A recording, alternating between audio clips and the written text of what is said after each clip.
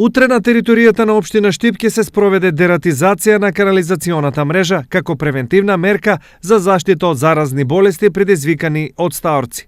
Дератизацијата ќе се врши во периодот од 17 до 20 часот попладне и со неја ќе бидат офатени 160 канализациони шахти на територијата на општината. Третирањето ќе се изведува со препаратот Бромахем со активна супстанца бромадиолон.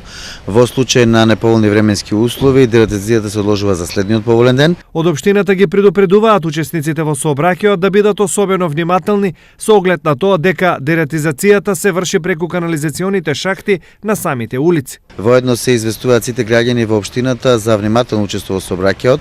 За сите информации може да контактираат во општина Штип. Утрешната дератизација е последна од програмата за годинава. Со денешната дератизација исполнета е програмата за заштита на населението и од почетокот на годината до денес извршени се 5 ларвицидни и адултицидни дезинсекции и 2 дератизации. Од проектираните 970.000 денари, цената на јавната аукција паднала на 350.000 денари, колку што ја чинеле општината дезинсекциите и дератизациите.